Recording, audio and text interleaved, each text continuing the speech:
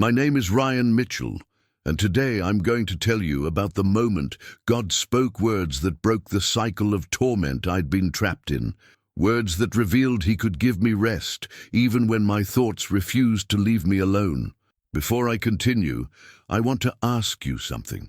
If this story speaks to your struggle, please subscribe to this channel and share it with someone who's battling their own mind. And in the comments, tell me about the thoughts that won't leave you alone. You're not crazy, and you're not alone. Your story matters. I was 29 years old when my mind became my prison. I'd always been an overthinker, but something shifted after a traumatic event that changed everything. What started as normal processing of grief turned into something darker. Intrusive thoughts that wouldn't stop, racing mental loops I couldn't escape, a mind that felt like it was betraying me constantly. I worked as a high school English teacher in Portland, Oregon. I loved teaching, loved connecting with students, loved the work itself, but my mind had become so loud, so relentless, that I could barely function. The thoughts were the worst part. Not just worries or anxieties, but intrusive, unwanted thoughts that felt foreign and terrifying, violent images that made no sense, blasphemous thoughts that went against everything I believed, obsessive loops about things I'd said or done years ago. I'd read that intrusive thoughts were common, that most people experienced them occasionally, but mine weren't occasional, they were constant, relentless, a barrage of mental noise that never stopped, never quieted, never gave me peace. I'd wake up at 3 a.m. with my mind already racing. I'd lie there trying to make the thoughts stop, trying to think about something, anything else. But the harder I fought them, the louder they became. During the day, I'd be teaching a class and suddenly an intrusive thought would hit. I'd lose my train of thought, have to pause, try to regain composure while battling the mental chaos happening inside my head. My students probably thought I was distracted or unprepared. They had no idea I was fighting a war in my own mind just to get through a single lesson. I'd tried everything: therapy, medication, meditation, prayer. Some things helped temporarily, but nothing made it stop. The thoughts always came back, often worse than before. My girlfriend, Melissa, had been patient for the first year, but eventually my constant mental distress wore her down. "Ryan, I can't do this anymore," she said one evening at her apartment. "I love you, but I can't watch you torture yourself like this. You won't get real help. You just suffer and expect me to suffer with you." "I am getting help. I'm in therapy. I'm taking medication. But you're not getting better. You're getting worse. And I think part of you doesn't want to get better because then you'd have to actually live instead of just surviving in your head." Her words stung because they had truth in them. I'd become so consumed by my mental battle that I'd forgotten what it felt like to actually live. After she left, after we broke up, I sat alone in my apartment feeling like I'd lost everything. My mind, my peace, my relationship. What was left? I'd grown up in church, believed in God, prayed regularly, but lately my prayers had become desperate bargaining. "God, please make it stop. Please quiet my mind. Please give me peace."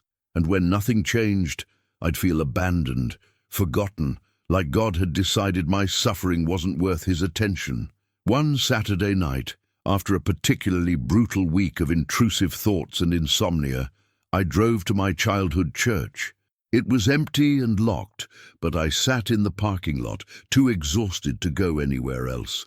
I'd been fighting my thoughts all day, trying to replace bad thoughts with good ones, trying to pray them away, trying to distract myself, trying everything I'd been taught about taking every thought captive, but nothing worked. The thoughts just kept coming, relentless, exhausting, tormenting. I put my head on the steering wheel and broke. "God, I can't do this anymore. I've tried everything. I've prayed, I've fought, I've resisted. But the thoughts won't stop. They never stop. I'm so tired. I don't know how to live like this. I don't know how to keep fighting when there's no end in sight. Please, please help me." I sat there crying in my car, feeling completely defeated. And in that moment of total surrender, I heard something, not audibly, but clearly in my spirit. words that cut through the mental chaos with shocking clarity. Your thoughts don't leave you, but I give you rest. I froze. The words settled over me like a gentle weight. Your thoughts don't leave you, but I give you rest. It wasn't what I wanted to hear. I wanted to hear, I'll take the thoughts away. I wanted deliverance, healing, immediate relief. But God was saying something different. He wasn't promising to remove the thoughts. He was promising to give me rest in spite of them. But God, I whispered, I need them to stop. I need silence. I need peace in my mind. And then I heard it again, even clearer. Your thoughts don't leave you, but I give you rest. Stop fighting them. Let me carry you through them. I sat with those words for a long time. They challenged everything I'd believed about healing, about faith, about what God was supposed to do for me. I'd been praying for deliverance, but God was offering something different. Not removal of the struggle, but rest in the midst of it. When I finally drove home, I felt different. Not healed, not suddenly free from intrusive thoughts, but something had shifted.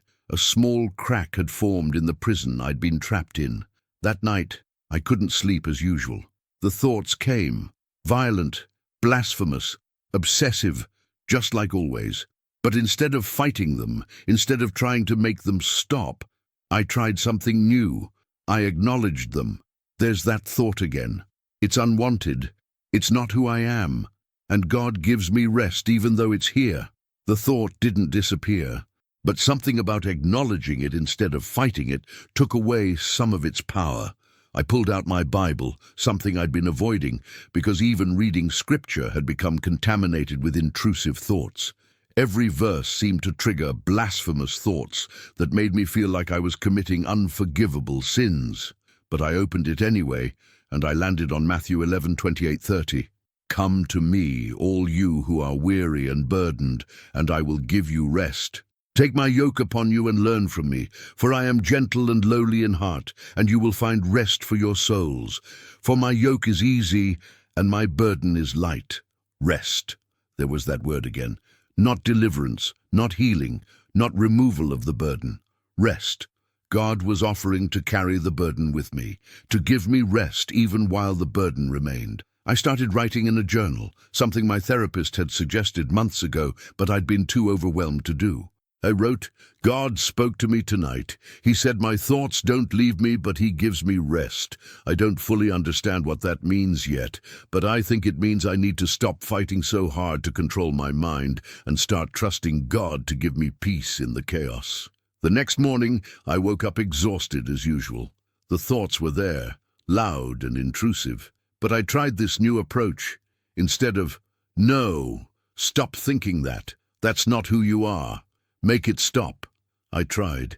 There's that thought. It's intrusive and unwanted, but God gives me rest. I don't have to fight it. I can let it pass.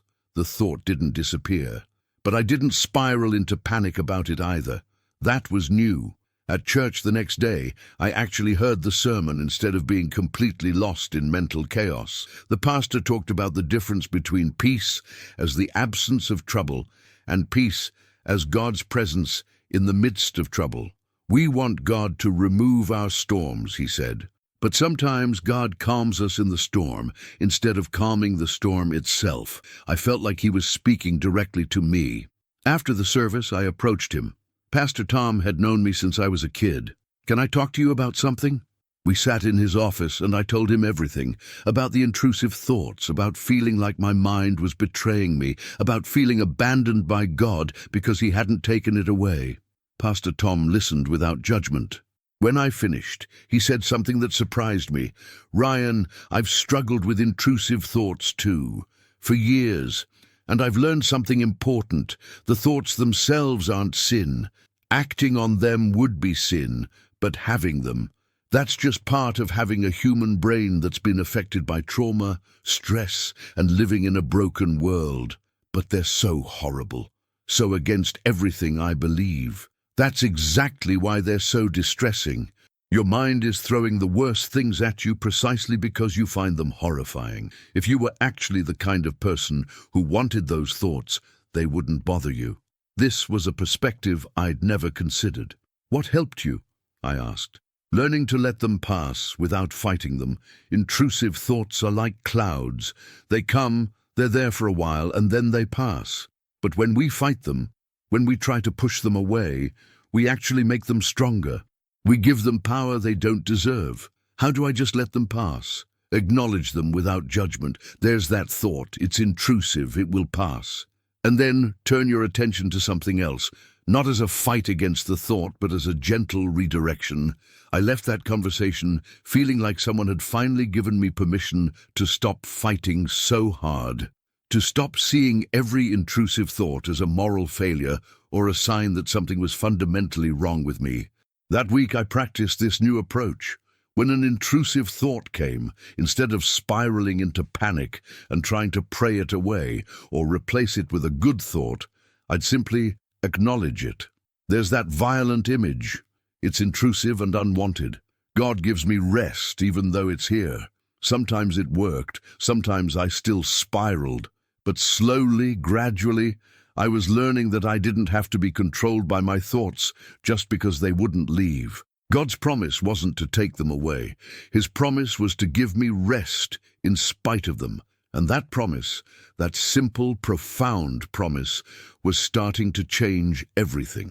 I didn't know it yet, but this was the beginning of a completely different way of living. A way where I could have peace even when my mind was loud, where I could rest even when my thoughts were chaotic. God wasn't going to take away the thoughts, but He was going to teach me how to live, really live, despite them. And that gift, I would discover, was even better than deliverance. The week after hearing God's words, I started noticing patterns I'd never seen before. The intrusive thoughts were still there, constant, unwanted, often disturbing, but I was beginning to see them differently. My therapist, Dr. Sanders, had been working with me for 6 months on cognitive behavioral therapy and exposure response prevention. But I'd been so focused on making the thoughts stop that I'd resisted her actual guidance. At our next session, I told her what happened. I heard God tell me that my thoughts don't leave me, but He gives me rest. And I realized I've been fighting this all wrong. I've been trying to force the thoughts away instead of learning to live with them. Dr. Sanders smiled. That's actually a major breakthrough. In OCD and intrusive thought disorders, the fight itself is often what maintains the problem. We call it the don't think about a pink elephant phenomenon. The more you try not to think something, the more it dominates your mind. So what do I do instead? Exactly what you're starting to do. Acknowledge the thought without judgment. There's that thought. It's just a thought. It doesn't define me, doesn't mean anything about who I am. And then gently redirect your attention. But some of the thoughts are so horrible. How can I not judge them? You can judge the content without judging yourself for having them. The thought is unwanted and distressing, but having it doesn't make you a bad person. It makes you someone with a brain that's throwing intrusive content at you. Over the next few weeks, I practiced this approach religiously. Every intrusive thought, and there were hundreds every day, became an opportunity to practice acceptance instead of resistance. Violent thought about harming someone. There's that thought. It's intrusive. It will pass. God gives me rest. Blasphemous thought during prayer. There's that thought. It's OCD. It's not my actual belief. God gives me rest. Obsessive loop about something I said 5 years ago. There's that thought. I've already processed this. It's just rumination. God gives me rest. It wasn't perfect. I still had days where I spiraled, where the thoughts felt too overwhelming to handle, where I fell back into fighting and resisting. But slowly, gradually, I was learning a new way. At school, things started improving. My students noticed I was more present, more engaged. My principal commented that my teaching had become noticeably stronger. One of my students, a junior named Alex, stayed after class one day. "Mr. Mitchell, can I ask you something personal?" "Of course." Do you ever have thoughts you can't control, like your mind just goes to bad places and you can't stop it?" I looked at this 17-year-old kid, clearly struggling with something he didn't have words for, and I made a decision to be honest. All the time. I struggle with intrusive thoughts, unwanted, disturbing thoughts that pop up without permission. His eyes widened. Really? You too? Yeah, it's actually pretty common. Most people experience them to some degree. But how do you deal with it? I feel like I'm going crazy. I'm learning that the thoughts themselves aren't the problem. Fighting them is. The more I resist them, the stronger they get. But when I acknowledge them without judgment and let them pass, they have less power. So you just let yourself think bad things. I let the thoughts be there without believing they define me. There's a difference between having a thought and choosing it, between experiencing something your brain throws at you and actually wanting it. He looked relieved. I thought something was wrong with me. There's nothing wrong with you. Your brain is just doing what stressed or anxious brains do, but you're not your thoughts. You're the person who notices them. After Alex left, I sat at my desk feeling grateful. My struggle wasn't pointless. It was equipping me to help others who were fighting the same battle. That evening I called my mum. We'd always been close, but I hadn't told her the full extent of what I'd been dealing with. Mum, I need to talk to you about something I've been struggling with. I told her everything. The intrusive thoughts, the breakup with Melissa, the mental anguish, and finally, what God had spoken to me. She was quiet for a long moment. Then she said, "Ryan, I wish you'd told me sooner. I've struggled with intrusive thoughts my whole life. I thought I was the only one." "What? You have?" "Since I was young. Terrible thoughts that made me feel like a horrible person. I never told anyone because I was so ashamed. But hearing you describe it, that's exactly what I've experienced. How did you cope with it?" "Not well, honestly. I fought it, prayed constantly for deliverance, felt like I was failing God every time a bad thought came. But in recent years, I've learned something similar to what God told you. I can have peace even when my mind is loud. Knowing my mom had faced the same struggle and survived it gave me hope. This wasn't a death sentence. It was just part of being human in a broken world." The next Sunday, Pastor Tom asked if I'd be willing to share briefly during the service about mental health struggles. I was terrified, but felt like God was nudging me to say yes. Standing in front of the congregation, I was honest. I struggle with intrusive thoughts, unwanted, disturbing thoughts that feel like they come from nowhere. For a long time, I thought this meant something was wrong with my faith, wrong with my relationship with God. But recently, God taught me something important. He doesn't promise to take away the struggle. He promises to give us rest in the midst of it. I shared about that night in the parking lot, about the words God spoke, about learning to stop fighting and start resting. If you're struggling with your mind, with thoughts you can't control, I want you to know you're not alone. You're not broken beyond repair, and God can give you rest, even when your thoughts won't leave you alone. After the service, at least a dozen people came up to me. Some had struggled with intrusive thoughts, others with depression, anxiety, or other mental health challenges. All of them thanked me for being honest. One older woman, probably in her 70s, grabbed my hand with tears in her eyes. "I've struggled with bad thoughts for 50 years. I thought I was demon-possessed. No one ever told me this was just how some brains work. Thank you for setting me free." In that week, Pastor Tom asked if I'd be interested in starting a support group at the church for people struggling with mental health issues. "There's clearly a need," he said, "and you have a gift for creating safe space for people to be honest about their struggles." I'd never led anything at church before, but it felt right. We started the group with 6 people. Within a month, we had 20. People hungry for a place where they could talk about depression, anxiety, OCD, intrusive thoughts, and other struggles without judgment. One woman, Jennifer, shared her story. "I have harm OCD. I get intrusive thoughts about hurting my children. They're the most terrifying thoughts imaginable. I love my kids more than anything, but my brain torments me with images of harming them." She was crying, clearly ashamed, but I recognized her struggle immediately. "That's one of the most common forms of intrusive thoughts for parents," I told her. "The fact that you're terrified by these thoughts proves you'd never act on them. People who actually want to harm their children aren't distressed by thoughts about it." "Really? Really?" Your brain is throwing the worst possible thing at you precisely because you love your kids so much. It's OCD, not desire. It's mental noise, not your actual values. The relief on her face was palpable. She'd been carrying this shame for years, convinced she was a monster, when really she was just a mom with an anxious brain. At my next therapy session, I told Dr. Sanders about the support group. That's excellent, Ryan. Helping others can be incredibly healing for yourself. Just make sure you're not using it to avoid your own work. What do you mean? Sometimes people throw themselves into helping others as a way to avoid dealing with their own pain. Make sure you're still doing your own therapy, your own processing. She was right. I had a tendency to focus on others' problems to escape my own. That night, alone in my apartment, the intrusive thoughts were particularly bad. Violent images, blasphemous thoughts, obsessive loops, all at once, relentless. I tried the acceptance approach. There's that thought. It's intrusive. God gives me rest. But they kept coming. Wave after wave of mental torment. I got down on my knees and prayed. Not the begging prayers I used to pray, but something different. God, the thoughts are really loud tonight. I can't make them stop, but you said you give me rest. I'm choosing to trust that you're with me in this, even though it's painful.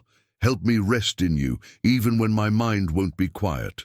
The thoughts didn't stop, but I felt a peace underneath them, like God was holding me, even while the storm raged. I opened my journal and wrote, "Learning to rest in God while my mind is chaotic is harder than I thought. I keep wanting the chaos to stop first. But God is teaching me that rest isn't the absence of noise. It's His presence in the midst of it." The next day at school, during my planning period, I was grading papers when another teacher, Brian, stopped by my classroom. "Hey, I heard you talking about mental health stuff at church. Mind if I ask you something?" "Not at all.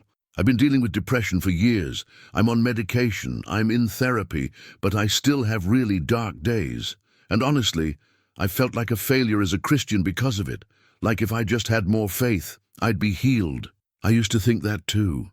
But I'm learning that God doesn't measure our faith by whether we struggle. He meets us in our struggles. But doesn't the Bible say we should have joy, peace? How do I reconcile that with being depressed? I think biblical joy and peace are deeper than emotion.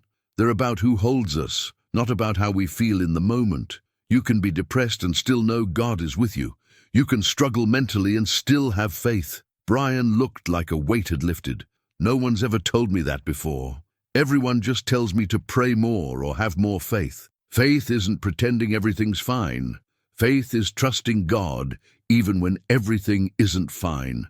Over the following weeks, I noticed something interesting. The more I accepted my intrusive thoughts instead of fighting them, the less frequent they became. Not gone, they'd probably never be completely gone, but less overwhelming, less controlling. Sanders explained it. When you stop giving the thoughts so much attention, when you stop treating them as threats that must be eliminated, your brain gradually learns they're not actually dangerous. The fight or flight response calms down. But there were still hard days. Days when the thoughts felt unbearable. Days when I questioned whether I'd ever have real peace. One particularly brutal Saturday, I called Pastor Tom. "I'm struggling. The thoughts are so loud today, and I'm exhausted from dealing with them. Come over, let's talk." At his house, we sat in his study. I was honest about how hard it was, how tired I was, how much I still wanted God to just take it all away. "Ryan, can I tell you something? God's not withholding healing to punish you. Sometimes He doesn't remove our struggles because He's doing something deeper through them." "Like what?" "Like teaching you to depend on Him instead of your circumstances. Like equipping you to help others. Like transforming your understanding of what faith actually means." "But I'm so tired of fighting." "Then stop fighting. That's what God told you, isn't it? Your thoughts don't leave you, but He gives you rest. Rest means ceasing from your own efforts and letting Him carry you." His words hit me hard. I'd heard God's message, but I was still trying to fight my way to rest instead of simply receiving it. That night, I tried something different. Instead of trying to manage my thoughts or reduce their frequency, I just let myself rest in God's presence. The thoughts came, I acknowledged them, and then I focused on God, not on making the thoughts stop, but on His character, His faithfulness, His promise to give me rest. And for the first time in months I felt actual peace, not because my mind was quiet, it wasn't, but because I was resting in something bigger than my mental chaos. I was learning what God had been trying to teach me all along. Rest isn't the absence of struggle. Rest is trusting Him in the midst of it. And that kind of rest, that deep, soul-level rest, was changing everything. 3 months after God spoke to me, I was learning to navigate life with intrusive thoughts in a completely different way. The thoughts were still there. I'd accepted they probably always would be, but they didn't control me anymore. One evening, I ran into Melissa at a coffee shop. We hadn't spoken since the breakup, and seeing her brought up complicated emotions. "Ryan, hi. How are you?" "I'm good. Better, actually. How are you?" "Good. Engaged, actually." She showed me her ring. I felt a pang of sadness, but also genuine happiness for her. "Congratulations. That's wonderful." "Thank you, and Ryan, I want to apologize for what I said when we broke up. About you not wanting to get better. That wasn't fair. You weren't wrong, though. I was stuck. I've learned a lot since then." We talked for a few minutes, and I could tell she was genuinely curious about the changes she saw in me.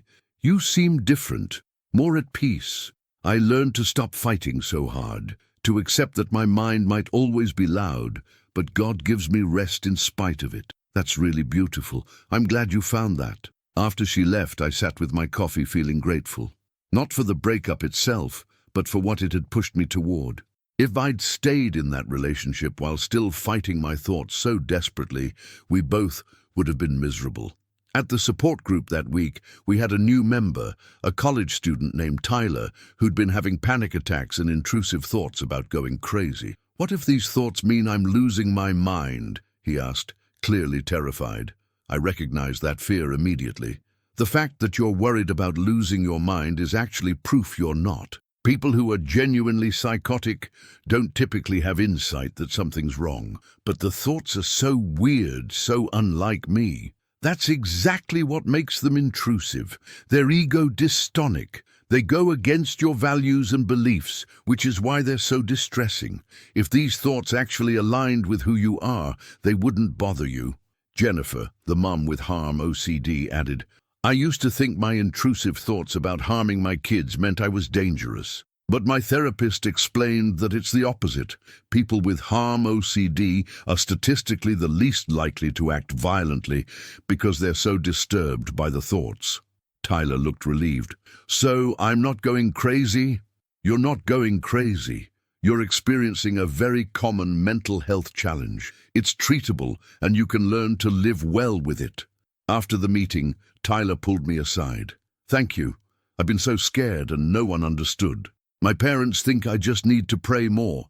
My friends think I'm overreacting, but you get it. I do, and you're going to be okay.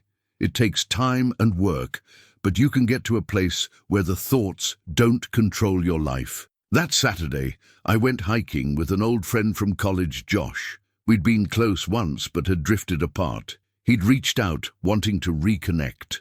As we climbed through the forest trails, Josh opened up about his own struggles with anxiety and depression. "I feel like I'm barely holding it together sometimes, like everyone else has life figured out and I'm just faking it." "Most people are faking it," I told him. "They're just good at hiding their struggles. You seem like you've figured some things out. What changed?" I told him about my journey with intrusive thoughts, about hitting rock bottom, about hearing God speak. "So God didn't heal you? He just told you to deal with it?" "Not exactly. He told me He gives me rest. The healing I needed wasn't removal of the thoughts. It was learning to have peace despite them. That's actually more valuable." "How is that more valuable than being healed?"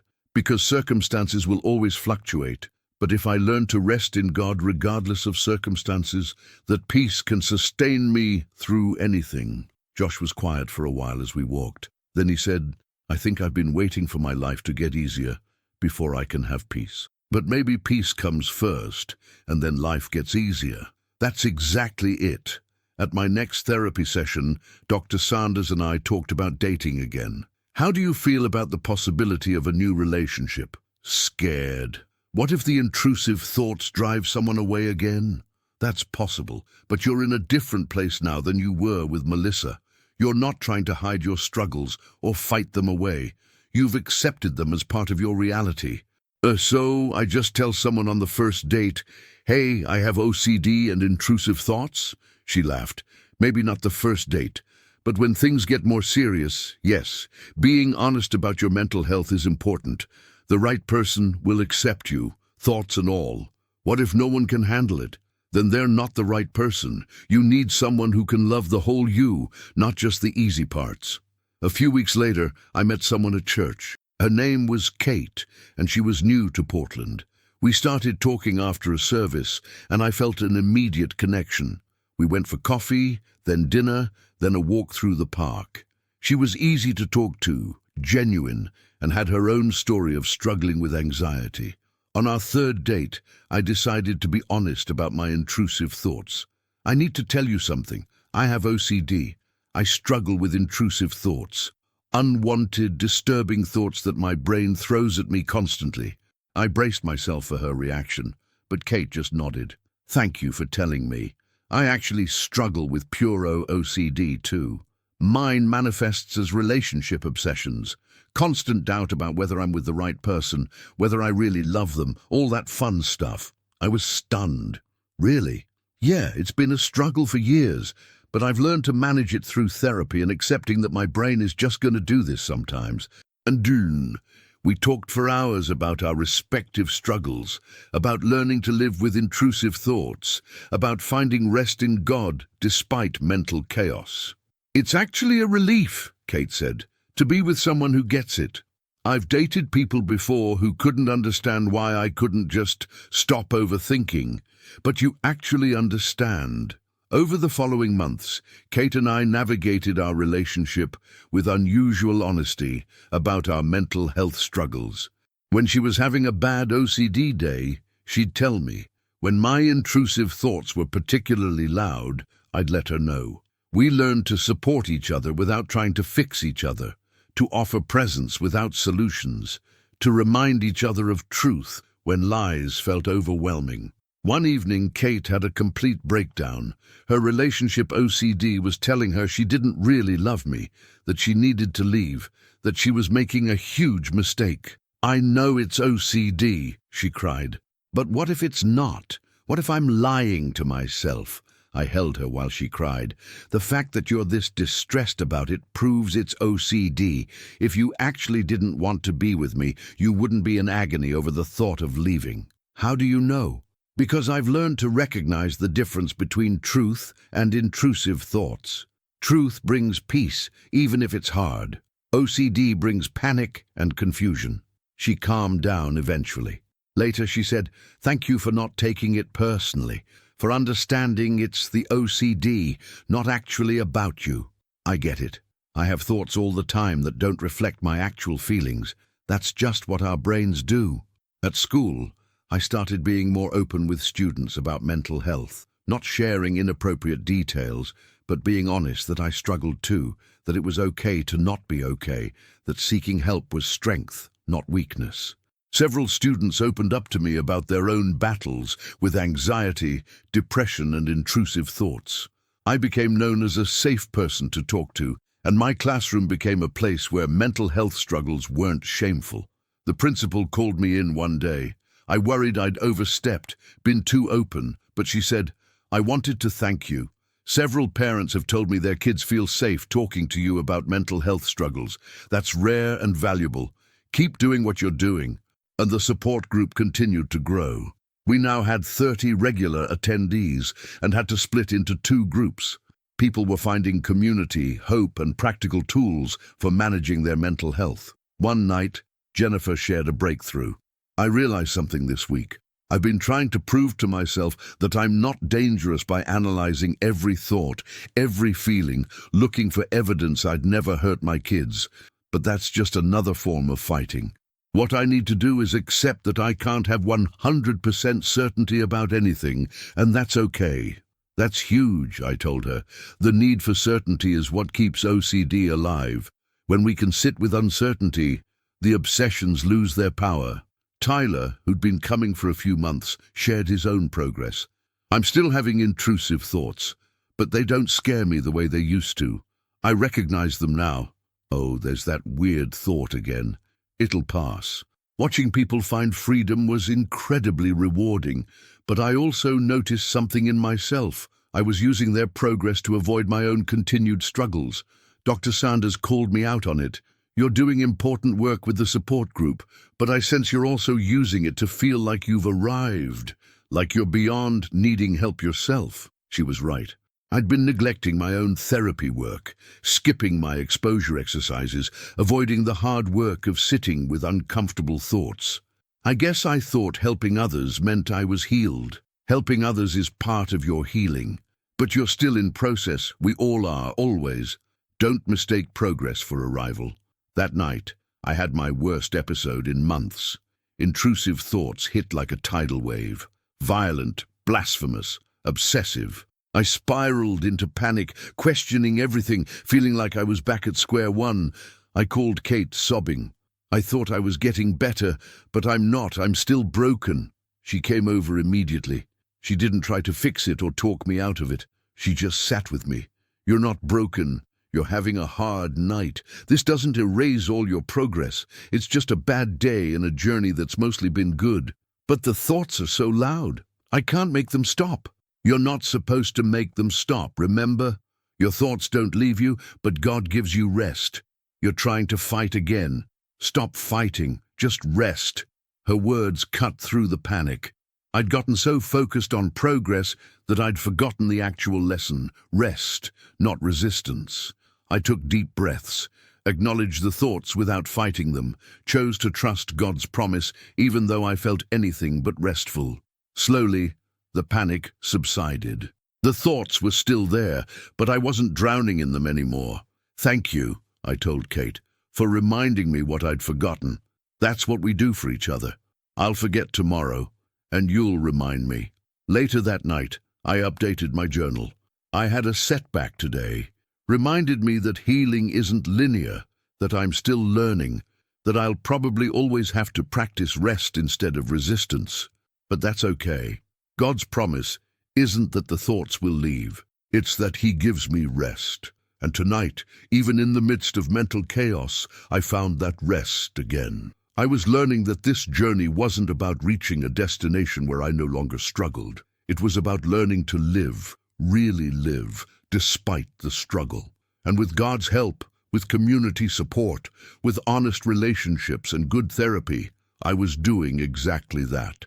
The thoughts didn't leave, but God was teaching me to rest. And that rest was transforming everything.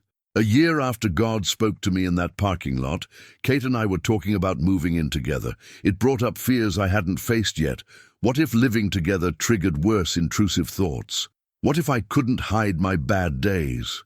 But I'd learned enough by now to recognize these as what-if thoughts, the bread and butter of anxiety and OCD. What if I have a really bad mental health day and you see me at my worst? I asked Kate over dinner. Then I'll see you at your worst. Ryan, I have bad days too. We've both seen each other struggle.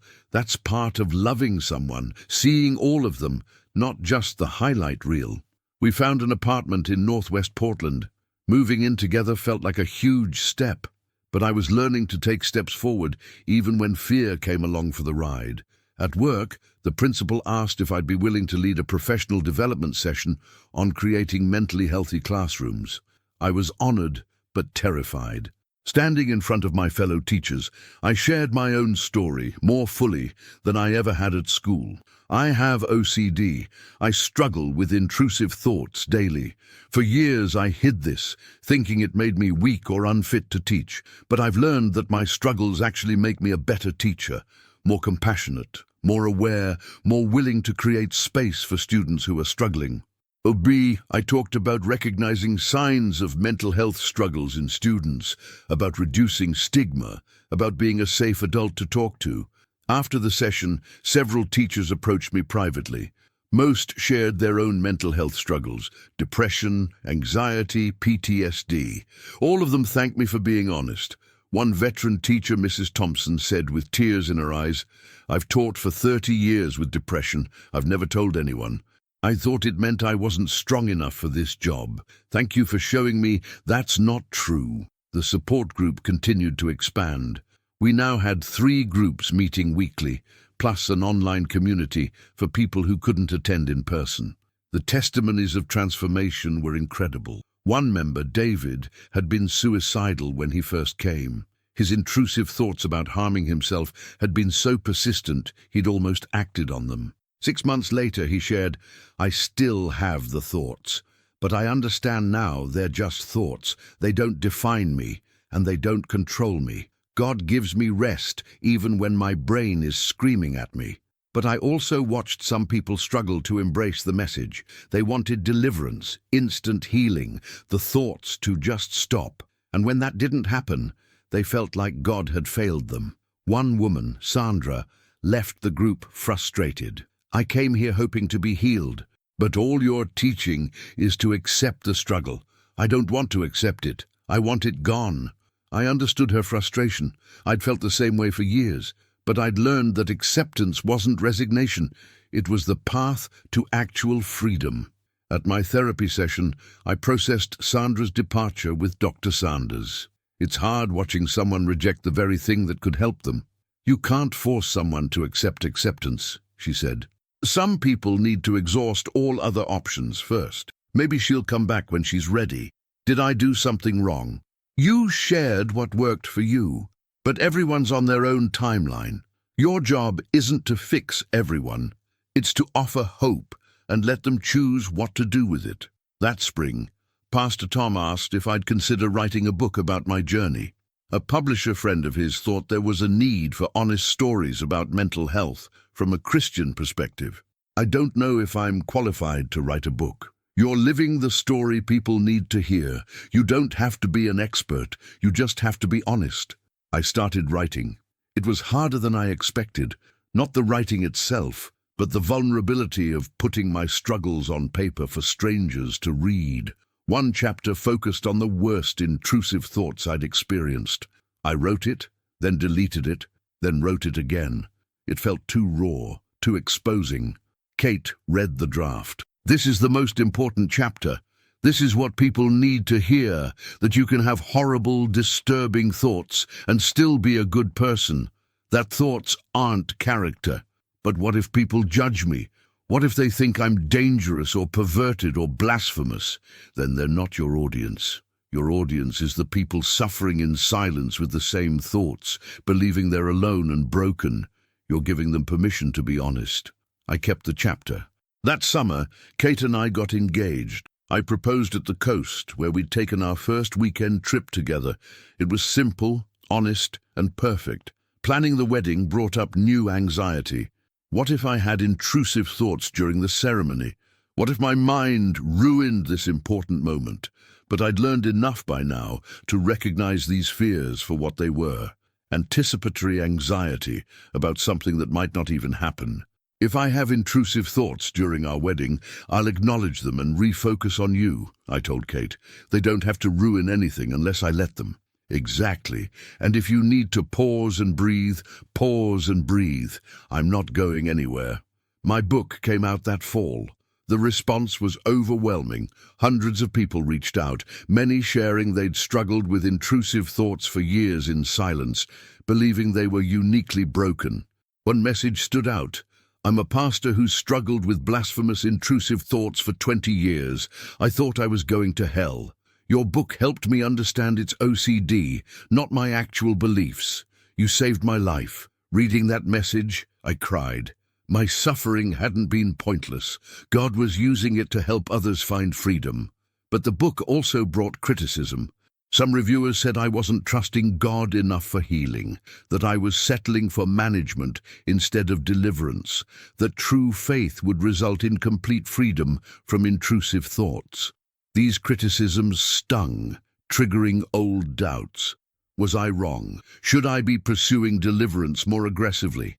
I talked it through with Pastor Tom. What if they're right? What if I'm missing out on healing because I'm not having enough faith? Ryan, look at your life. You're engaged to a wonderful woman. You're helping hundreds of people. You're living fully despite your struggles. That's not lack of faith. That's faith in action. You're trusting God to sustain you through difficulty, which is often harder than trusting Him to remove difficulty. His words brought perspective. Faith wasn't about getting God to do what I wanted. It was about trusting Him regardless of what He chose to do. At one of the support groups, a new member asked a question I got often. But doesn't God want to heal us? Isn't healing available if we just believe enough? I thought carefully about my answer. I believe God can heal anything, but I also believe sometimes His answer is not removal of the struggle, but strength to endure it. Paul prayed 3 times for his thorn to be removed, and God said, "My grace is sufficient." That wasn't a lack of healing. That was a different kind of healing. Jennifer added, I used to think if I just prayed right or believed enough, the intrusive thoughts would stop, but God taught me something better, that I could have peace and purpose despite them. That's actually more valuable than easy circumstances. The wedding was beautiful. I did have intrusive thoughts during the ceremony, a violent image during the vows, a blasphemous thought during prayer, but I'd practiced enough that I could acknowledge them without panic. There's that thought. It's OCD. I'm choosing to focus on Kate. And I did. The thoughts came and went, but they didn't steal my joy. I married the love of my life, surrounded by community, celebrating a future I once thought I couldn't have. On our honeymoon, Kate and I talked about the journey we'd both been on. A few years ago, I couldn't imagine being married, I told her. I thought my mental health would always make me unlovable.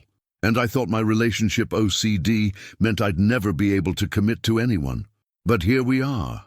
Here we are, 2 broken people who learn to rest in God instead of fighting for perfection. I don't think we're broken. I think we're human. Brokenness implies something's fundamentally wrong. But having intrusive thoughts doesn't make us broken. It makes us people with brains that work differently. Her perspective shifted something in me. I'd been framing my OCD as brokenness needing repair. But what if it was just part of how I was made, something to manage rather than eliminate? Back home, I started my 2nd year leading the support groups with renewed perspective. We'd helped over 100 people find community and hope. Some had completely transformed their relationship with their mental health. Others were still struggling, but no longer doing it alone. One evening, Tyler, who'd been coming since college, shared a major update. I got accepted to grad school for counseling. I want to help people the way this group helped me. I want to be for others what you've been for me, Ryan. Watching Tyler step into purpose born from his pain reminded me why my own suffering had been worth it. God hadn't wasted any of it. He'd used all of it, the agony, the struggle, the slow learning, to bring healing to others. I wrote in my journal that night, 2 years ago, I begged God to take away my intrusive thoughts. He said no. Instead, He taught me to rest. At the time, I thought that was a lesser gift, but I was wrong. Learning to rest in Him despite mental chaos has been the greatest gift of my life. It's given me Kate, purpose, community, and the ability to help others. The thoughts still come, but God still gives me rest, and that's more than enough. I was learning that God's promises weren't always what I expected, but they were always what I needed. The thoughts didn't leave, but God's rest remained. And in that rest, I'd found more than healing. I'd found abundant life. 3 years into marriage, Kate and I faced our biggest challenge yet. She was pregnant, and both of us were terrified about how parenthood would affect our mental health. What if I have intrusive thoughts about harming the baby? Kate asked one night, her voice shaking. What if my OCD makes me a dangerous mother? I held her close. Jennifer has 3 kids and manages harm OCD. It's scary, but it's manageable. And you'll have support, me, your therapist, the group. But what if I can't handle it? What if I'm not strong enough? You don't have to be strong enough on your own. God gives you rest, remember. Even when your brain is screaming, he's there. We both increased our therapy sessions. Kate's therapist helped her prepare for the intrusive thoughts that commonly came with postpartum OCD. My therapist helped me process my fears about being a father with mental health challenges. What if I'm not present enough because I'm battling my own mind? I worried. You've learned to be present despite intrusive thoughts, Dr. Sanders reminded me. You do it in your marriage, in your teaching, in your support groups. Parenting will require the same skills. When our daughter Emma was born, the intrusive thoughts hit Kate hard. Exactly as predicted, she had disturbing thoughts about harming the baby, dropping her, shaking her, suffocating her. I found Kate crying in the nursery one night, holding Emma but looking terrified. I had a thought about hurting her. I would never ever do it. But the thought was so vivid, so horrible. What if it means something's wrong with me? It means you have postpartum OCD.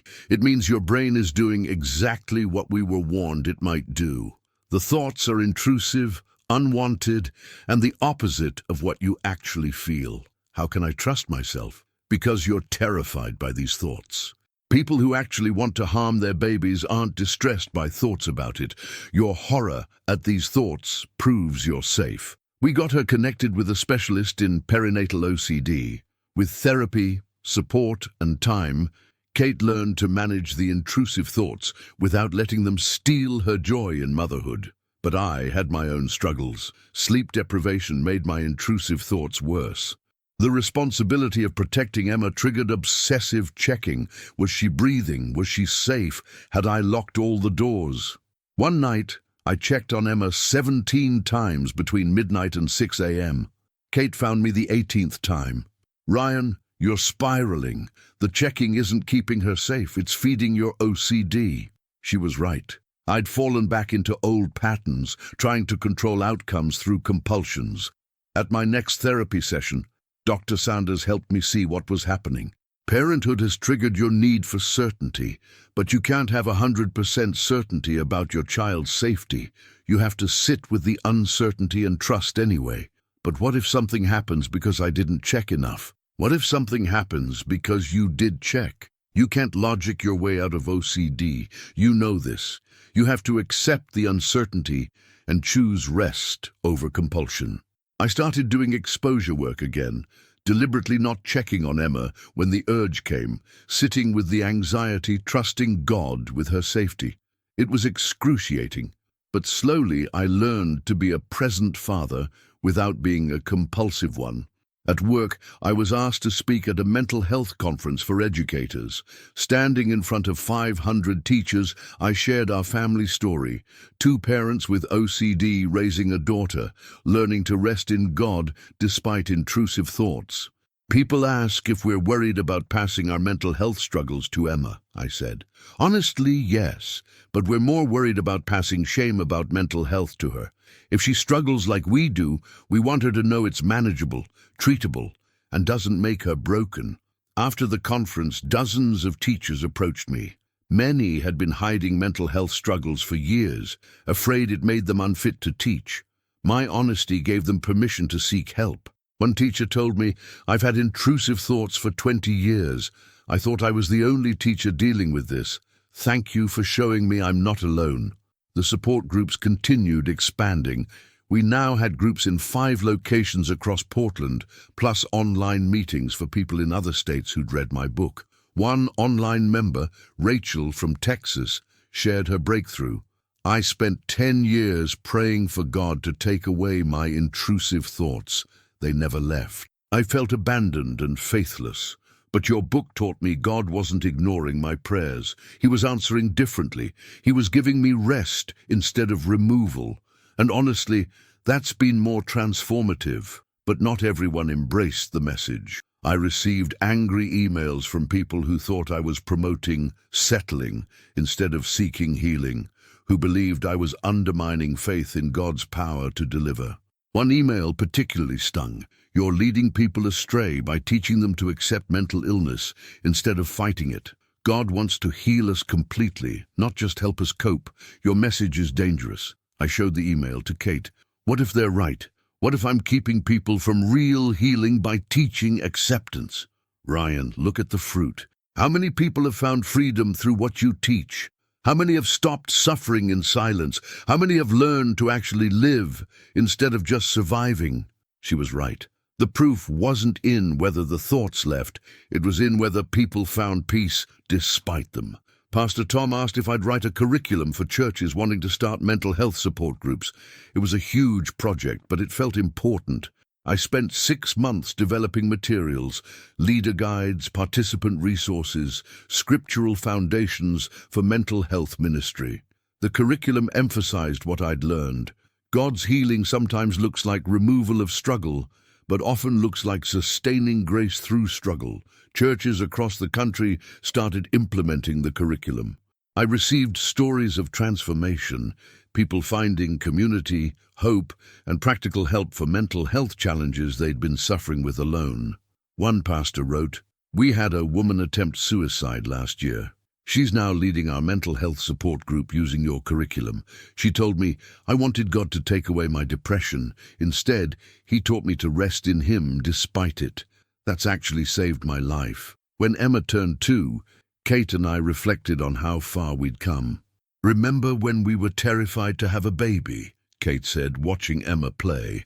"I remember thinking we'd be terrible parents because of our mental health. But we're not. We're good parents who happen to have OCD. That's different. How's your harm OCD now?" "Still there. I still get intrusive thoughts about something happening to her, but I don't spiral anymore. I acknowledge the thought and refocus on being present with her." I marveled at her growth. 3 years ago, she'd been paralyzed by fear of becoming a mother. Now, she was thriving in motherhood despite ongoing OCD. At school, I was promoted to department head. The principal said my openness about mental health had transformed the school culture. Students felt safer asking for help, teachers felt more supported, and we'd implemented better systems for identifying students in crisis. One afternoon, a student named Maya came to my classroom after school, clearly distressed. "Mr. Mitchell, can I talk to you about something?" "Of course. I've been having really scary thoughts.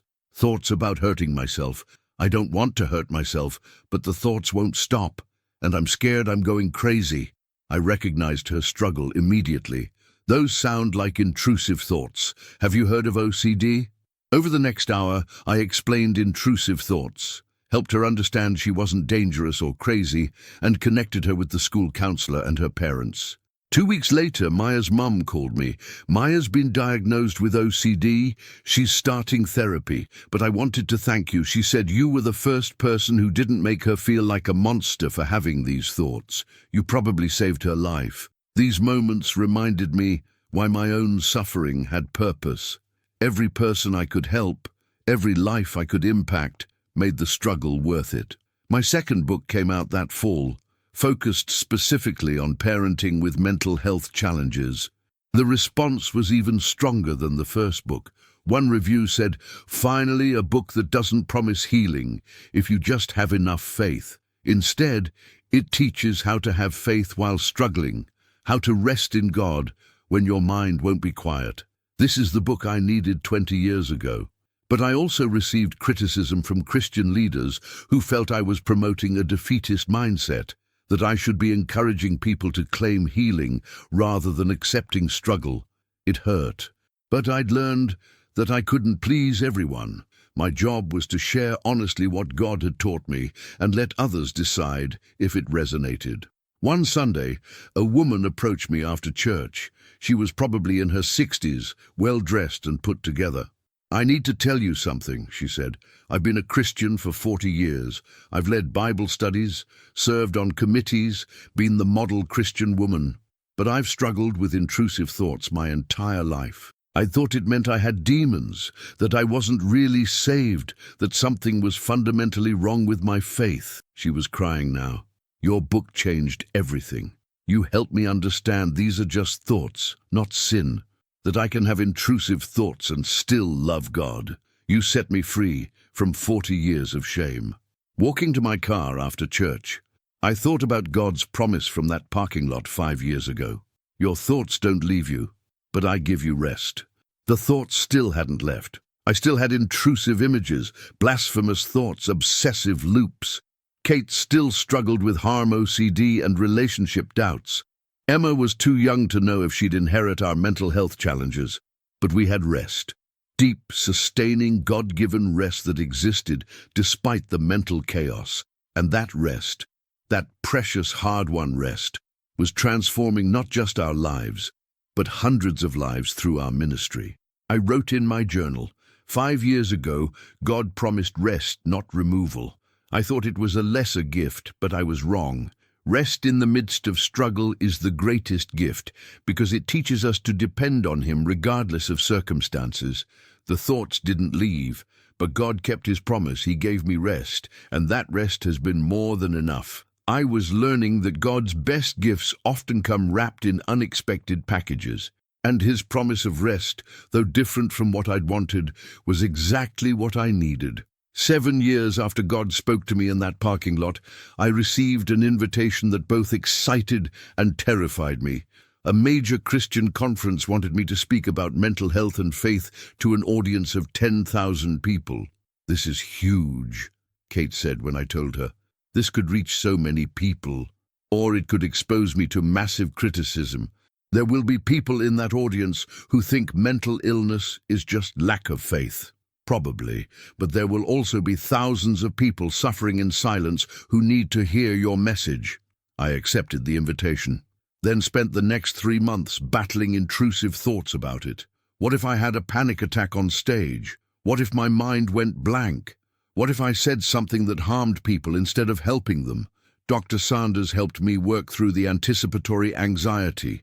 Notice these are all what-if thoughts. OCD loves uncertainty. But you can't eliminate uncertainty. You can only practice sitting with it. The week before the conference, I had my worst episode in years. Intrusive thoughts hit relentlessly, violent, sexual, blasphemous. I barely slept for 3 nights. Kate found me at 2 a.m. sitting on the bathroom floor, crying. "I can't do this. I can't stand in front of 10,000 people when my mind is this loud." You can. You've done harder things. And your mind being loud doesn't disqualify you. It qualifies you. You're not speaking as someone who's conquered mental illness. You're speaking as someone learning to rest in God despite it. Her words steadied me. She was right. My message wasn't about being healed. It was about finding rest while still struggling. The conference was in Dallas. Standing backstage, hearing the worship music and thousands of voices, I felt the familiar spike of anxiety. Intrusive thoughts fired rapidly. What if I say something terrible? What if I have a violent thought during my talk? What if this is all a mistake? I texted Kate. "Thoughts are really loud. Scared." She texted back, "Your thoughts don't leave you, but God gives you rest. You've got this." I walked onto that stage carrying my intrusive thoughts with me, and I was honest about it. Some of you might be wondering if I'm nervous standing up here. The answer is yes. And some of you might wonder if I'm having intrusive thoughts right now. The answer is also yes, because I have OCD and intrusive thoughts don't take breaks for important moments. I saw surprise on faces in the front rows. But here's what I've learned. I don't have to wait until my mind is quiet to do what God calls me to do. I can have intrusive thoughts and still be faithful. I can struggle mentally and still serve God, because God doesn't promise to take away the struggle. He promises to give us rest in the midst of it. I shared my story, the breakdown, the parking lot, God's words, the journey of learning to rest instead of fight. For years, I begged God to take away my intrusive thoughts. I thought that was the only path to healing. But God taught me something better. He taught me to rest, to find peace, not because my circumstances were perfect, but because He was with me in imperfect circumstances. And I talked about Kate's postpartum OCD, about parenting with mental health challenges, about the hundreds of people we'd helped through support groups. Some of you came here hoping I'd tell you God will deliver you from mental illness if you just have enough faith. I can't promise that. What I can promise is this: God will give you rest. Not always removal, but always rest. And sometimes, that rest in the midst of struggle is the greater miracle. The response was overwhelming. Thousands of people lined up afterward to share their stories. Many had struggled with mental health issues for decades in silence, believing it meant their faith was weak. One elderly man, probably in his 80s, grabbed my hand with tears streaming down his face. "I've had intrusive thoughts since I was a boy. I thought I was demon-possessed. For 70 years I've carried this shame. Thank you for setting me free."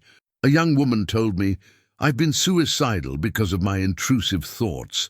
I thought God couldn't love me because of what my brain does to me. You just gave me hope to keep living." These conversations went on for hours.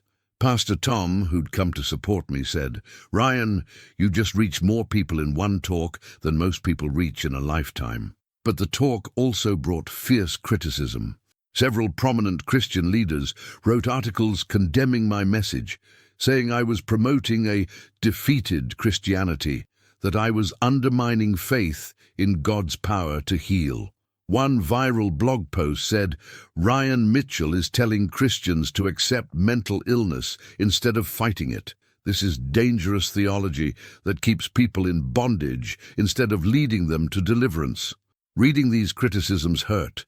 I questioned whether I'd done the right thing, whether my message was harming people. Kate found me spiraling. "You're having intrusive thoughts about the criticism, aren't you? Obsessing over whether you led people astray." She was right. I was stuck in a mental loop, analyzing every word I'd said, looking for ways I might have been wrong. What if they're right? What if I'm keeping people from healing? Ryan, look at the fruit. Look at the messages you've received from people whose lives changed. Look at the woman who decided not to kill herself. Look at the man who's free from 70 years of shame. That's the fruit. The critics will always exist, but the fruit tells the real story. I talked it through with Pastor Tom. How do I handle criticism when it triggers my OCD? I can't stop ruminating about it. You practice what you teach. You acknowledge the thoughts. There's the rumination about criticism, and you choose rest. You don't have to defend yourself against every criticism. God knows your heart. The people helped by your message know its value. That's enough. The conference led to more speaking invitations. Churches, conferences, universities, all wanting me to speak about mental health and faith. It was exciting, but overwhelming. Kate and I had to set boundaries. I couldn't accept every invitation. I had a wife, a daughter, students who needed me present, not constantly traveling. "You can't help everyone," Kate reminded me. "You have to help yourself first, help your family, and then help others from a healthy place." We decided I'd limit speaking to once a month. It was enough to make an impact without sacrificing my own mental health. At one university talk, a student asked a question I'd been wrestling with myself. If God doesn't take away mental illness, what's the point of praying for healing? I thought carefully before answering. I think we should pray for healing, but we should also be open to God answering differently than we expect. Sometimes healing looks like removal. Sometimes it looks like strength to endure. Sometimes it looks like rest in the midst of struggle. All of these are legitimate forms of healing. Another student pushed back, "But doesn't that let God off the hook? If we just accept that He might not heal us, doesn't that remove accountability?" I don't think God needs to be held accountable to our expectations. He's sovereign. What I've learned is that His plan is often better than mine, even when it involves continued struggle. The rest He's given me despite ongoing OCD has transformed my life more than instant healing would have. The support groups continued expanding nationally. Tyler, who'd started as a terrified college student in my original group, was now running groups in 3 cities and training other leaders. "You changed my life," he told me over coffee. "I went from suicidal to helping others find hope. None of that would have happened if you hadn't been honest about your struggles. You did the work, Tyler. I just created space for it. No, you did more than that. You showed me it was possible to live fully despite mental illness. Before meeting you, I thought my life was over. Now I have purpose." Watching the ripple effects of my story was humbling. Every person I helped went on to help others. The multiplication was incredible, but I also experienced failures. Not everyone I tried to help got better. Some people stayed stuck in their suffering, unable or unwilling to embrace the path of acceptance and rest. One support group member, Marcus, committed suicide. He'd been battling severe depression and intrusive thoughts, and despite our support, despite therapy and medication, he couldn't find relief. His death devastated me.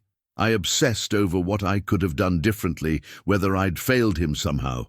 Dr. Sanders helped me process it. You can't save everyone, Ryan. Mental illness is serious, and sometimes people don't make it. That's not your fault. But what if I'd said something different? What if I'd checked on him more? Those are what-if thoughts. You did what you could. Marcus's death is tragic, but it doesn't mean your work is ineffective, or that you failed him. At Marcus's funeral, his sister approached me. Thank you for being there for him. The last year of his life was better because of your support group. He felt less alone. That matters, even though the ending was tragic. Her words helped, but I still struggled with guilt. Kate reminded me, you teach people they can't control outcomes, that they have to rest in God's sovereignty. Now you have to practice that yourself. She was right. I couldn't guarantee everyone would survive their mental health struggles. All I could do was offer hope, support, and point them toward the God who gives rest. Emma was now 5, starting kindergarten. She was bright, creative, and showed no signs of mental health struggles yet. But Kate and I were prepared for the possibility. If she ends up with OCD like us, we'll teach her what we've learned, Kate said. That it's manageable, that it doesn't define her, that God gives rest despite it. And if she doesn't struggle like we do, then we'll teach her compassion for people who do. Either way, she'll grow up in a home where mental health isn't shameful. That year, I was asked to consult on a major Christian publisher's guidelines for mental health content. They wanted to move away from oversimplified, just pray more messaging toward more nuanced, clinically sound approaches. It was satisfying work, helping shape how the church talked about mental health. Every policy I influenced, every guideline I helped write, was one more step toward reducing stigma and increasing understanding. I wrote in my journal, 7 years ago, God promised rest, not removal. 7 years later, I'm living proof of that promise. The intrusive thoughts didn't leave, but God gave me rest. And from that rest, He's built a ministry, a marriage, a family, and a mission that reaches thousands. The struggle I wanted Him to remove has become the very thing He's using to bring healing to others. I wouldn't change it, even if I could. I was learning that God's plans were often better than my prayers, and His promise of rest, though different from what I'd wanted, was exactly what I needed, and exactly what others needed to hear. 10 years after hearing God's voice in that parking lot, I faced a crisis that tested everything I'd learned. Kate was diagnosed with breast cancer. The news came on a Tuesday afternoon. I was teaching when Kate called, her voice shaking. They found something. It's cancer, stage 2. The world tilted. All my mental health tools, all my practiced acceptance, all my learned rest, it all felt inadequate in the face of this. That night, the intrusive thoughts came with a vengeance. Images of Kate dying, of raising Emma alone, of losing everything. They weren't just OCD anymore. They felt like genuine possibilities. I called Dr. Sanders for an emergency session. How do I practice acceptance when the fear is real, when it's not just intrusive thoughts, but actual danger? The principle is the same. You can't control the outcome. You can't guarantee Kate will be okay through sheer willpower or worry. All you can do is show up, support her, and trust God with what you can't control. But I'm terrified. Being terrified is normal. Having scary thoughts about scary situations doesn't mean you're failing at rest. It means you're human, facing a human crisis. Kate started chemotherapy. The treatment was brutal: nausea, exhaustion, hair loss. Emma, now 7, tried to understand why Mommy was so sick. "Is Mommy going to die?" she asked me one night. I wanted to promise she wouldn't, but I'd learned not to make promises I couldn't keep. Mommy is very sick, but she has good doctors helping her. We're trusting God to take care of her. "I'm scared, Daddy." "Me too, sweetheart. Being scared is okay. We can be scared and still trust God." I was practicing what I preached, acknowledging fear instead of fighting it, sitting with uncertainty instead of demanding guarantees. But it was the hardest thing I'd ever done. The support groups became my lifeline. The same people I'd been helping for years were now supporting me. They showed up with meals, offered to watch Emma, sat with me when I needed to process. Jennifer, the mom with harm OCD who'd been in the original group, told me, "You taught us that God gives rest in the midst of struggle. Now let us help you find that rest." Their support was tangible evidence of God's presence. He was giving me rest, not through removal of the crisis, but through community, through love, through people showing up. I had to take a leave of absence from work to care for Kate and Emma. The school was incredibly supportive, but I struggled with feeling like I was failing everyone, my students, my family, my ministry. Pastor Tom visited one afternoon. "You're not failing anyone. You're showing Emma what it looks like to care for people you love. You're showing your students that it's okay to step back when you need to. You're showing your community that even leaders need support. But I feel like I should be stronger. I teach people about rest, but I'm barely holding it together." Ryan, rest isn't about being strong. It's about being held. Let God hold you. Let us hold you. You don't have to be strong right now. His permission to not be strong was a gift I didn't know I needed.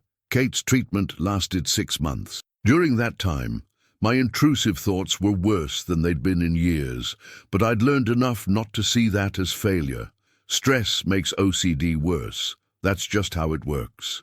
I acknowledged the thoughts without judgment. There's that image of Kate dying. It's intrusive and scary, but it's not a prediction. It's just my anxious brain. One night, Kate had a breakdown. The chemo had made her violently sick. She'd lost all her hair, and she was exhausted. "I can't do this anymore," she cried. "I'm so tired. I just want to feel normal again." I held her while she sobbed. I know you're tired, but you're so strong. You're fighting so hard." "I don't feel strong. I feel broken." "You're not broken. You're battling something terrible. There's a difference."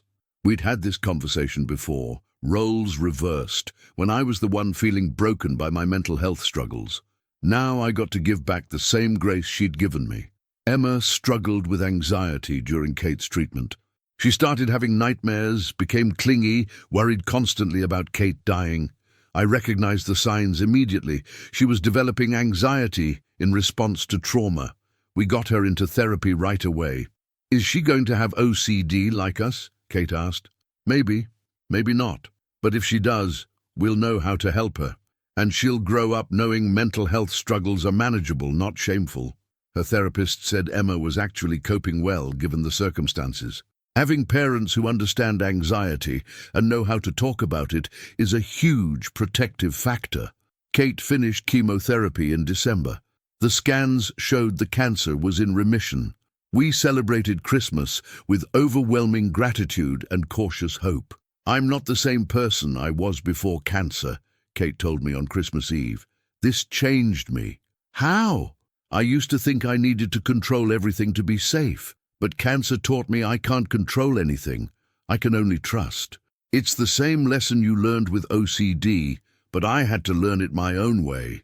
The next year brought continued healing for Kate and new challenges for our family. Emma's anxiety persisted. She started showing OCD symptoms, checking behaviors, intrusive thoughts, need for reassurance. It hurt to watch my daughter struggle with what I struggled with, but I also knew we could help her in ways my parents couldn't help me. We got her into specialized OCD treatment. Her therapist used play-based exposure therapy, teaching Emma the same principles I'd learned, but in age-appropriate ways. "Emma, our brains sometimes have worry thoughts that aren't true," her therapist explained. "We can notice the worry thought and say, 'Thanks, brain, but I don't need to worry about that.'" Emma practiced this with remarkable success. She was learning at 7 what took me until 29 to understand. One night at bedtime, Emma said, "Daddy, I had a scary thought today." "Oh, what was it about?" "I thought something bad would happen to Mommy again, but I remembered what Dr. Sarah taught me. I said, 'Thanks, brain, but that's just a worry thought.'" That's exactly right, sweetheart. How did you feel after? Still a little worried, but I didn't have to fix it or check on Mommy 100 times. I was so proud of her. She was learning to rest despite worry at such a young age. The support groups continued growing. We now had chapters in 15 states, all using the curriculum I'd developed. Thousands of people had found community and hope through these groups. One leader, Patricia from Arizona, shared an incredible story. A woman in our group was about to end her life. She came to group as a last resort. Hearing others share about living with mental illness, despite the struggle, gave her hope. She's now 2 years into recovery and leading her own group. And these stories kept me going when the work felt heavy. My third book came out that spring, focused on faith during crisis. I wrote it during Kate's cancer treatment, processing in real time what it meant to trust God when circumstances were genuinely terrifying. Rest isn't just for mental health struggles, I wrote. It's for every circumstance where we can't control the outcome. Cancer, job loss, relationship struggles, grief, all of these require the same foundational trust. God is with us in the crisis, even when He doesn't remove it. The book resonated with people facing all kinds of struggles, not just mental health challenges. God was expanding the reach of the message beyond what I'd imagined. Kate started a support group specifically for people dealing with serious illness. She brought the same principles we'd learned with mental health: acceptance, rest, community, trust in God's presence, rather than demanding His intervention. Cancer forced me to practice what you've been teaching for years, she told her group. I wanted God to remove the cancer immediately. Instead, He gave me strength to endure treatment. That's a different kind of healing, but it's still healing. That summer, the school offered me the principal position. It was an honor, but I wasn't sure I could handle the added responsibility while supporting Kate's continued recovery and Emma's treatment. I prayed about it extensively. The old me would have obsessed, made pro-con lists, tried to predict every possible outcome. But I'd learned a different approach. God, I don't know if this is the right move. I'm going to make the best decision I can with the information I have and trust you with the outcome. I accepted the position. It felt like the right next step, even though I couldn't guarantee it would work out perfectly. The first year as principal was challenging. More responsibility, more stress, more decisions that affected people's lives. My OCD tried to grab hold.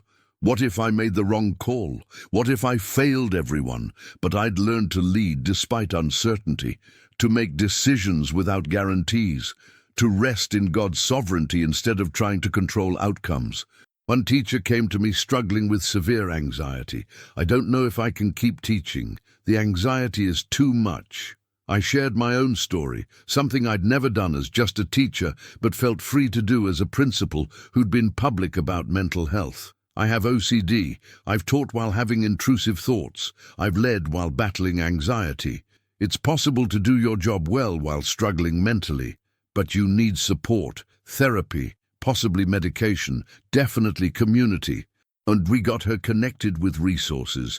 She didn't quit, and she later told me having a principal who gets it made all the difference. I was learning that leadership didn't mean having it all together. It meant being honest about struggles while still showing up faithfully. That fall, Kate had her 1-year cancer-free scans. Clear. We celebrated with overwhelming relief and gratitude. 1 year down, she said, I know we can't assume anything, but I'm grateful for today. That's all we have, I told her, just today. And today you're healthy. Today we're together. Today God is giving us rest.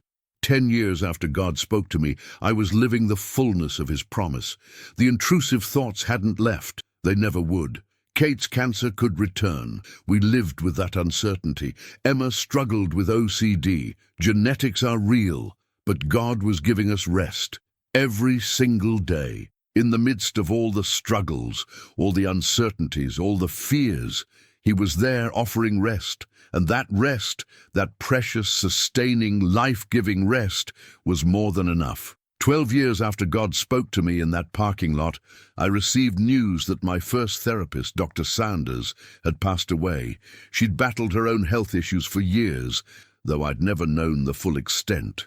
Her passing hit me harder than I expected.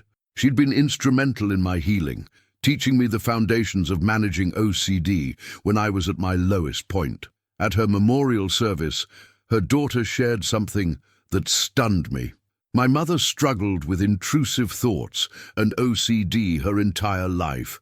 She understood her patients because she walked the same road. She found peace not through being healed, but through learning to rest in God, despite the struggle. I'd never known.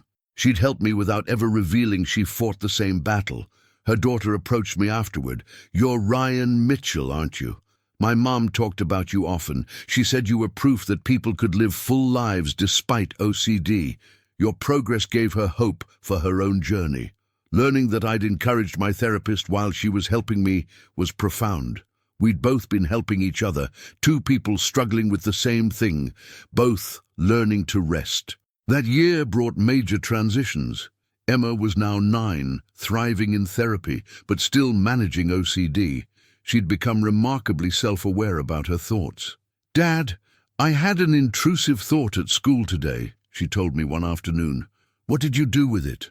I noticed it and kept doing my math. It was loud for a while, but then it passed. She was doing at 9 what I'd struggled to do at 29. Seeing her handle it so naturally filled me with hope. But she also had hard days. Days when the thoughts felt overwhelming, when her checking compulsions took over, when she cried from mental exhaustion. "Why does my brain do this?" she asked one particularly hard night. "Because brains are complicated. Some brains have louder worry systems. But having OCD doesn't mean anything's wrong with you as a person. It's just part of how your brain works." Will it ever go away?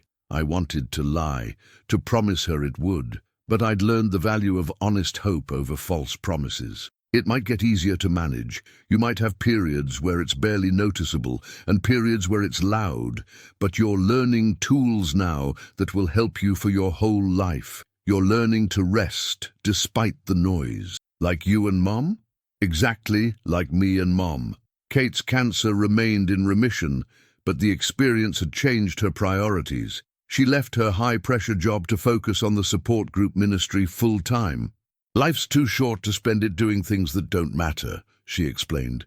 "This matters. Helping people find rest matters." Together, we were reaching thousands through books, speaking, support groups, and online resources. The ministry had grown beyond anything we'd imagined, but growth brought new challenges. We had to hire staff, manage finances, navigate organizational issues. I was a teacher, turned principal, turned ministry leader, learning as I went. One staff member, David, had been part of our original support group. Now he coordinated our national network of groups. "Remember when I first came to group?" he asked one day. "I was suicidal, convinced I'd never have a normal life because of my OCD. I remember. Look at me now. Married, working in ministry, helping others. That's all because you showed me rest was possible despite struggle. You did the work, David. I just created space for it. No, you did more. You lived it. You showed us it was possible. That's more powerful than any teaching." The speaking invitations continued. I was now traveling internationally, sharing the message of rest in over 20 countries. In Brazil, a pastor told me, "In our culture, mental illness is seen as spiritual weakness. Your message is revolutionary here."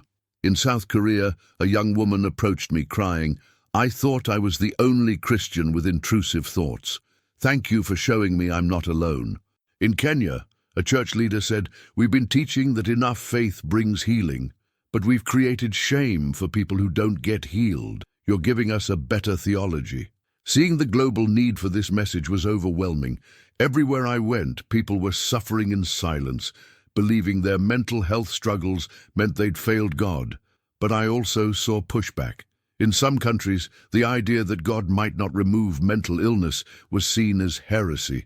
I received death threats from extremists who believed I was undermining faith. One particularly scary incident happened in Eastern Europe.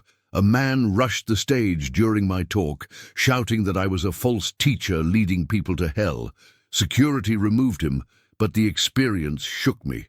I had intrusive thoughts about being attacked, about something happening to Kate or Emma because of my ministry. Dr. Harrison, my current therapist after Dr. Sanders passed, helped me process it. These are trauma responses mixed with OCD. The threat was real, so the fear makes sense. But your mind is also catastrophizing future possibilities. How do I know the difference between reasonable caution and OCD? Reasonable caution. Having security at events, being aware of your surroundings. OCD. Obsessing over every possible danger, checking constantly, avoiding all risk. I implemented reasonable safety measures and practiced accepting the uncertainty. I couldn't guarantee safety, but I could trust God with outcomes I couldn't control.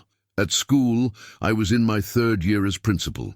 We'd implemented comprehensive mental health support, counselors on staff, training for teachers, peer support groups for students. Our suicide rate dropped to 0. Our students seeking help increased dramatically. We'd created a culture where mental health struggles weren't shameful. One student, Marcus, came out to the whole school about his OCD during an assembly. I have intrusive thoughts about being gay, about being straight, about everything. It's called sexual orientation OCD. I'm not actually questioning my orientation. My brain just obsesses about it. Mr. Mitchell taught me I'm not my thoughts. His courage inspired other students to be open about their struggles. We had students with depression, anxiety, eating disorders, trauma, all finding support instead of hiding. The parent community was mostly supportive, though some complained I was making mental illness too prominent. One father confronted me. "You're putting ideas in kids' heads. They wouldn't think they had mental illness if you didn't talk about it so much. Actually, they'd still have mental illness. They'd just suffer alone and in silence. Talking about it doesn't create it. It creates awareness and access to help." He wasn't convinced. But I'd learned I couldn't please everyone. My job was to create the healthiest environment possible for the most students. Tyler, who'd started in my support group as a college student, was now a licensed therapist specializing in OCD. We collaborated on a training program for therapists wanting to work with intrusive thoughts from a faith-integrated perspective. "You changed the trajectory of my life," he told me. "I went from wanting to die to helping others live. That's your legacy. It's God's legacy. I'm just the broken person he chose to use. Maybe that's the point. He uses broken people to reach other broken people." That year, Kate and I celebrated 15 years of marriage. Looking back at who we'd been when we met, 2 people with OCD trying to figure out relationships, versus who we were now, felt miraculous. "We've been through so much," Kate said over anniversary dinner. OCD, cancer, raising a daughter with mental health challenges, building a ministry. But we're still here and still learning to rest. Do you ever wish God had just healed us? Removed the OCD entirely? I thought about it honestly. Sometimes. But then I think about everything that's come from our struggles, the people helped, the lives changed, the movement we've been part of. Would I trade that for an easier life? Would you? No. The rest God has given us despite struggle is more valuable than an easy life without struggle. It's taught us to depend on Him in a way we never would have otherwise. Emma joined us for dessert. At 9, she was wise beyond her years, shaped by watching her parents navigate mental health and serious illness. "Mom, Dad, I wrote something for school I want to share with you." She pulled out a paper. "It's called What I Learned from My Parents." She read, "My parents both have OCD, which means their brains have scary thoughts sometimes. My mum also had cancer. I have OCD too. But my parents taught me that having struggles doesn't mean you can't be happy. They taught me that God gives us rest even when life is hard. They taught me it's okay to not be okay, and that asking for help is brave. I'm proud of my parents because they helped lots of people learn to rest like they did." Kate and I were both crying. Our daughter got it. She understood at 9 what many adults never learn. "We're proud of you too, sweetheart," I told her. "You're handling hard things with so much courage. I learned it from you." That night, after Emma went to bed, I updated my journal, something I'd been doing consistently for 12 years now. 12 years since God spoke to me, 12 years of learning to rest instead of fight. The intrusive thoughts didn't leave. Kate's cancer risk remains. Emma has OCD. Life hasn't become easy, but we have rest.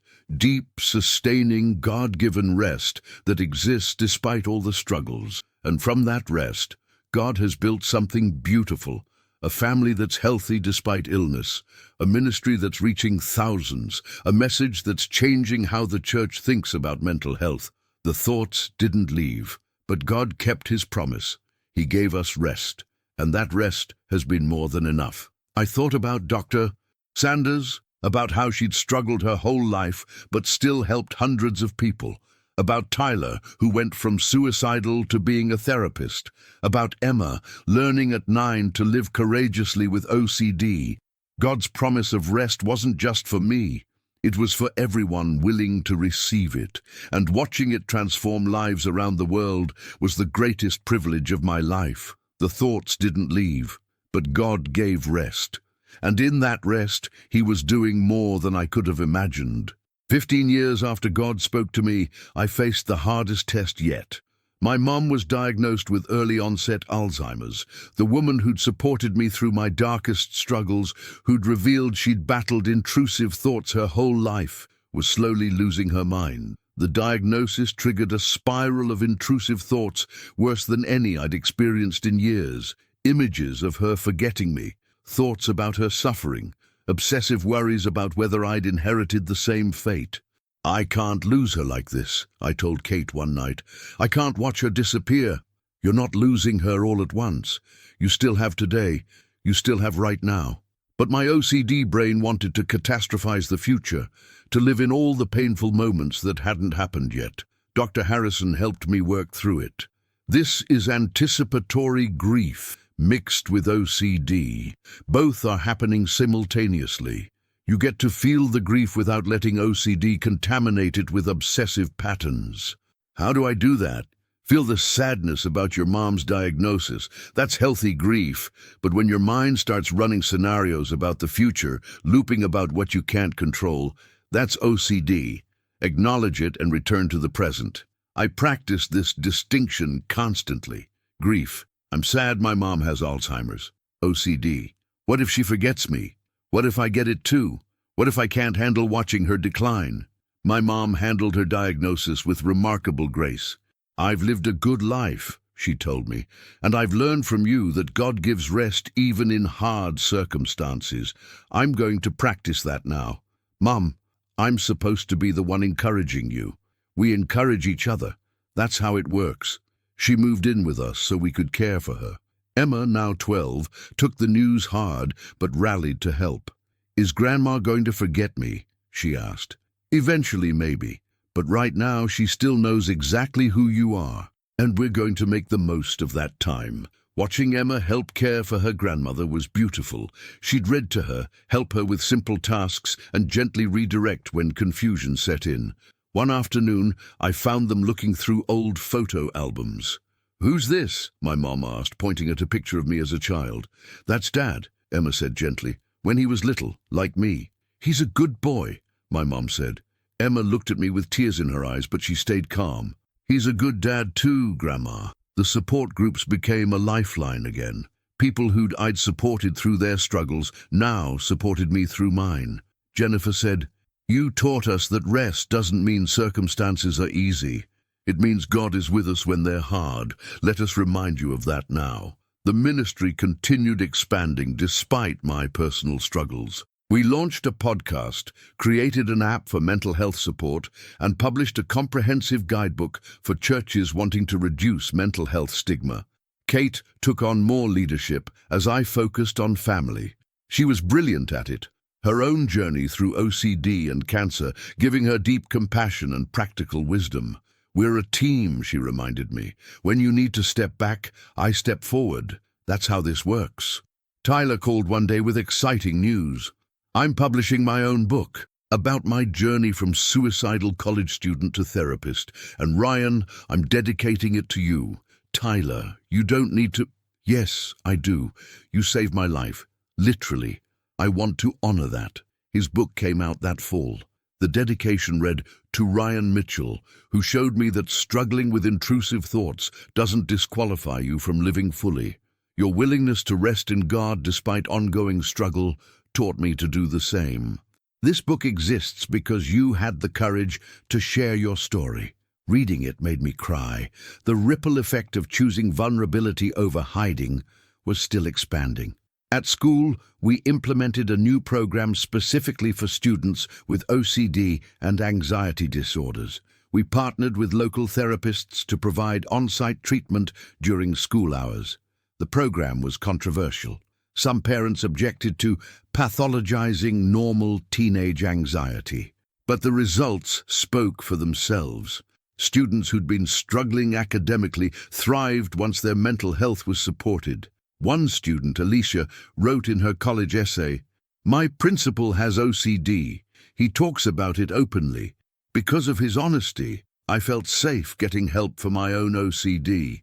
The treatment I received at school changed my life. I went from barely passing to straight A's, not because I got smarter, but because my brain got the help it needed." She got into her dream school. Her parents thanked me with tears. "You saved our daughter." But I also faced failures. One student with severe OCD rejected treatment, believing it was a faith issue. His parents pulled him out of school to homeschool, convinced prayer alone would heal him. I ran into his mother a year later. "How's David doing?" Her face fell. "Not well. The OCD got worse. We finally got him into treatment, but we lost a year fighting instead of getting help." "I'm sorry. That must have been hard. You tried to tell us. We didn't listen. We thought we knew better." These moments reminded me I couldn't save everyone. All I could do was offer truth and let people choose what to do with it. Emma's OCD evolved as she entered middle school. The content of her intrusive thoughts changed, becoming more sophisticated and distressing, but her ability to manage them had also grown. "Dad, I'm having relationship OCD thoughts," she told me one day, "wondering if I actually like my friend or if I'm just pretending." That's a common OCD theme. What does your gut tell you when you're not in an OCD spiral? That I genuinely like her. Then trust that. The OCD is just creating doubt. You don't have to figure it out perfectly. It's really loud, though. "I know. Want to do some exposures together?" We practiced sitting with the uncertainty, not trying to resolve the doubt OCD was creating. It was hard for her, but she was learning the same skills I'd learned: acceptance, rest, trust. Kate's cancer remained in remission, but we lived with constant awareness it could return. Every scan brought anxiety. Every ache or pain triggered worry. "Is this what the rest of our lives looks like?" Kate asked after a particularly anxiety-producing scan. "Always waiting for the other shoe to drop?" "Maybe. But we can choose to rest despite the uncertainty."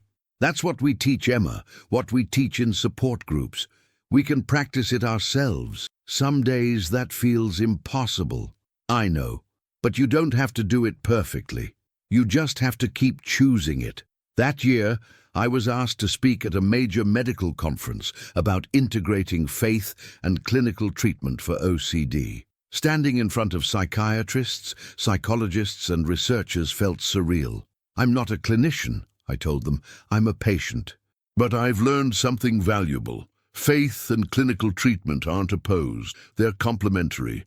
Therapy taught me how my brain works. Faith taught me how to rest when my brain doesn't cooperate." The response was overwhelmingly positive. Several therapists told me they'd been afraid to integrate faith into treatment, worried it would undermine clinical approaches.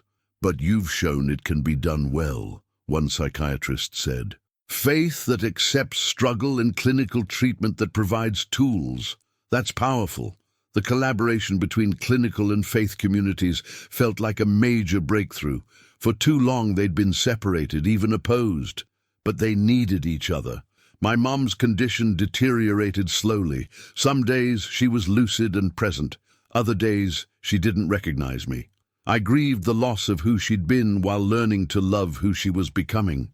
One clear day she said something profound. "Ryan, I'm losing my mind, but I haven't lost God. He's still there even when I can't remember my own name." How do you know? I can feel his rest. Even in the confusion, even in the fear, there's rest underneath it all. She was living what she'd learned from watching my journey. Rest wasn't dependent on circumstances or even mental clarity. It was God's presence regardless. That Christmas, our family gathered.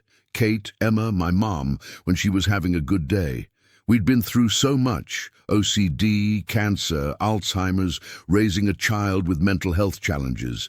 But we'd also experienced profound rest, not the absence of struggle, but God's presence in the midst of it.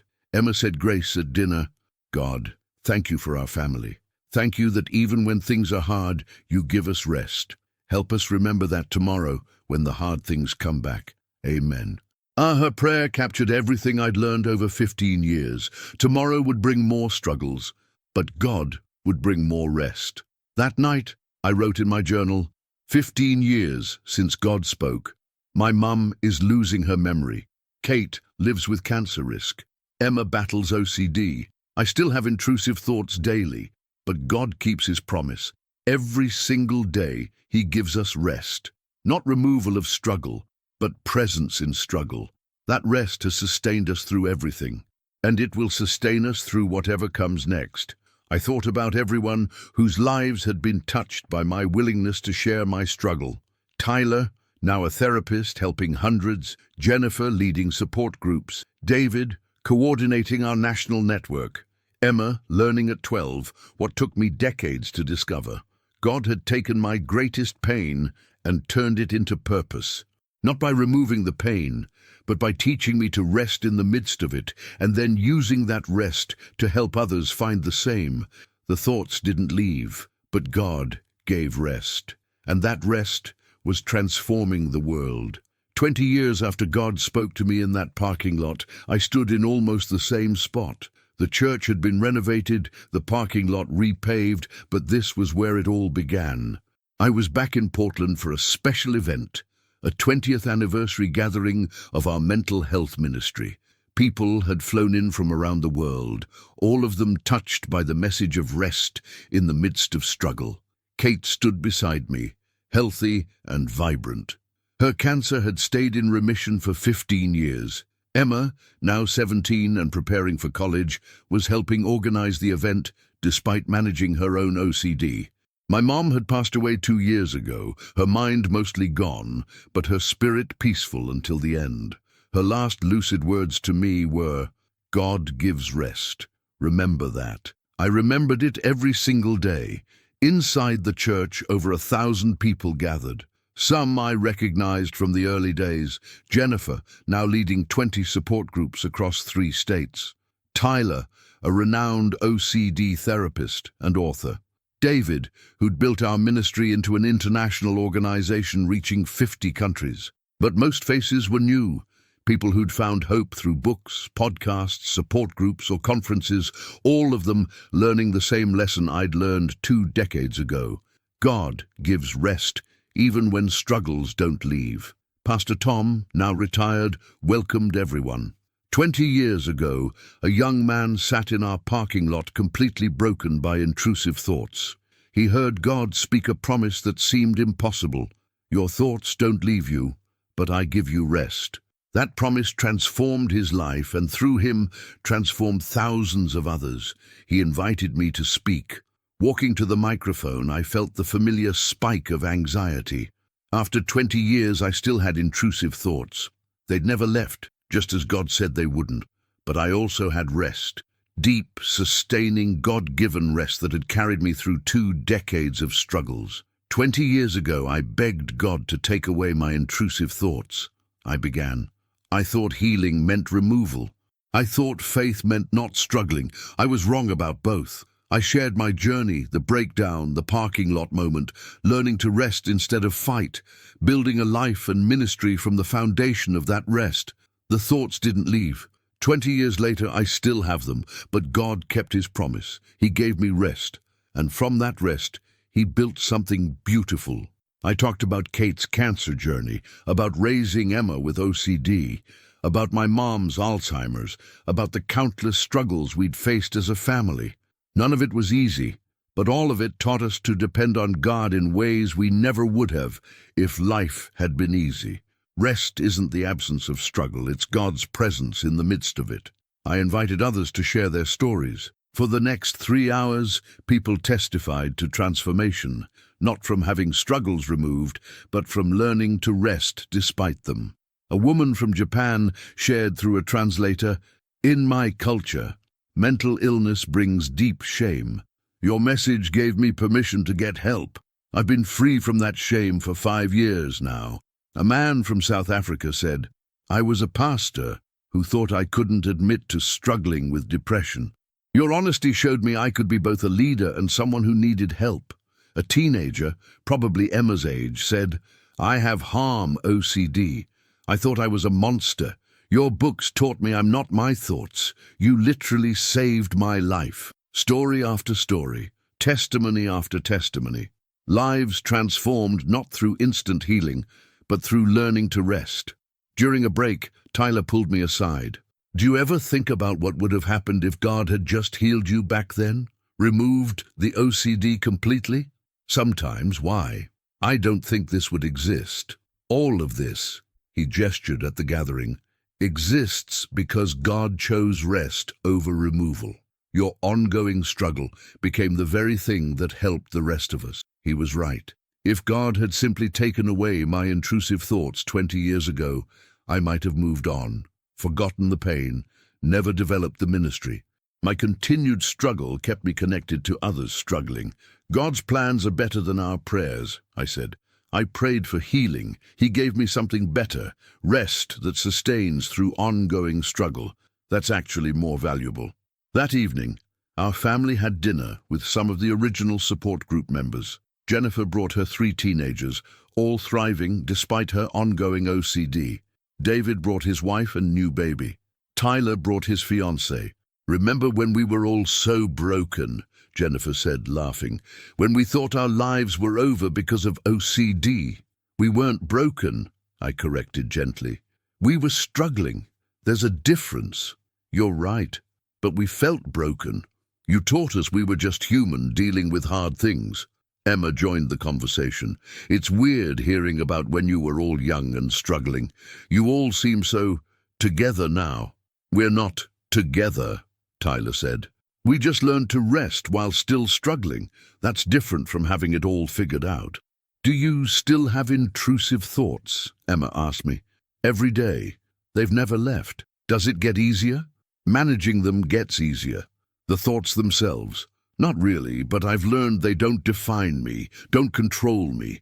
I can have horrible thoughts and still be a good person, a good husband, a good father." "That's what I'm learning too," Emma said. "It's just hard sometimes." "It is hard, but you're not alone in it, and God gives you rest even when it's hard." The next day, we held a commissioning service for new support group leaders. Over 100 people were launching groups in their communities, all using the curriculum we'd developed. I challenged them. "You're not going out there to fix people. You're going out there to create space for people to encounter God's rest. Some will be healed completely. Most will learn to live well despite ongoing struggles. Both are victories. Both are God's grace." Kate led a breakout session for people dealing with serious illness. She shared her cancer journey with raw honesty. "I wanted God to remove the cancer immediately. He didn't. Instead, he gave me strength to endure treatment, peace in uncertainty, and purpose in the suffering.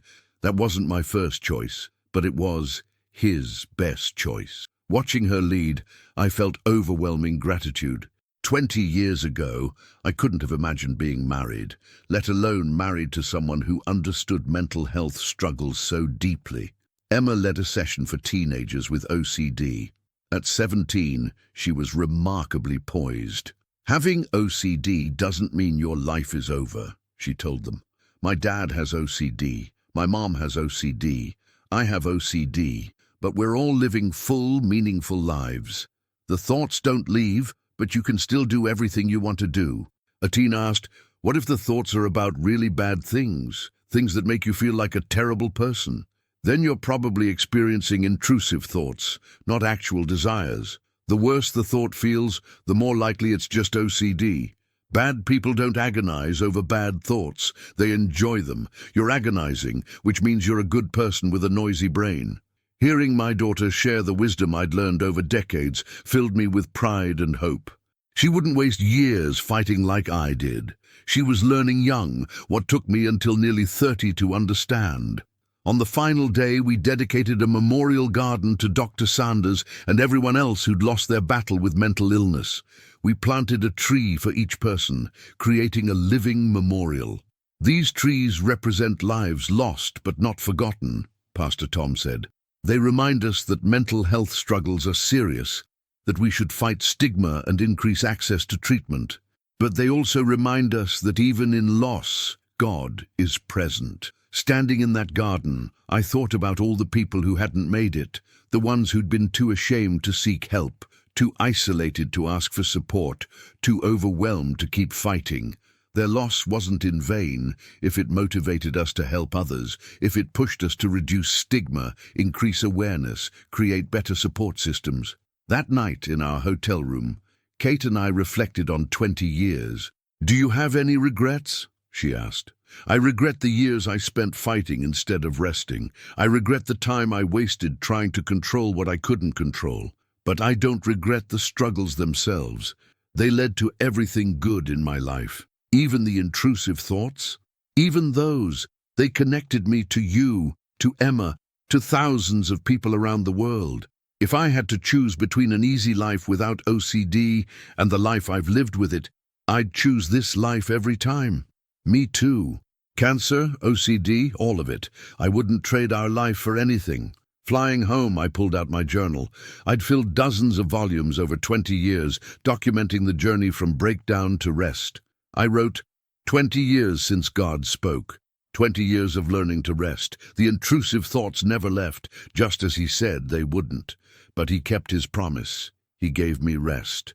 Every single day, in every struggle, through every crisis, he was there offering rest. I'm not the same person I was 20 years ago.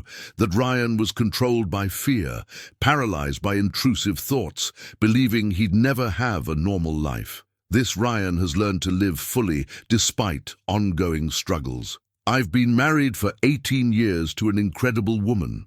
I've raised a daughter who knows how to rest despite her own mental health challenges.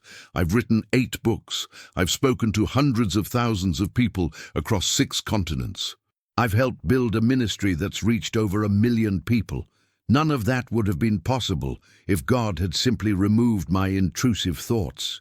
The struggle became the very thing he used to bring healing to others. My pain had purpose. The thoughts still come, every day, multiple times a day. Violent thoughts, blasphemous thoughts, obsessive loops. But I've learned they're just thoughts. They don't define me. They don't control me. They're just noise my brain makes. And beneath that noise, there's rest. God's rest. The rest he promised 20 years ago. The rest that has sustained me through everything. To anyone reading this someday who's struggling like I struggled, God sees you. He knows your pain, and he offers you rest. Not always removal of the struggle, but always his presence in it. That rest is real, it's available, it's transformative. Your thoughts might not leave you, but God will give you rest. Trust that promise. Live into that rest. Let it transform you like it transformed me. 20 years later, I'm living proof. God's promise is trustworthy. The thoughts didn't leave, but he gave me rest. And that rest was more than enough. I closed the journal and looked out the airplane window at the clouds below. Somewhere down there, someone was probably having their worst day, battling their mind, feeling hopeless. I prayed for them, for everyone who needed to hear what I'd learned. Your thoughts don't leave you, but God gives you rest. That truth had changed my life, and through me, it was changing thousands of other lives. The thoughts didn't leave, but God gave rest, and in that rest, he did immeasurably more than I could have imagined. 20 years later, I was finally living the abundant life Jesus promised. Not a life without struggle, but a life full of purpose despite struggle. That was God's gift. That was His faithfulness. That was His rest. And it was more, so much more, than enough.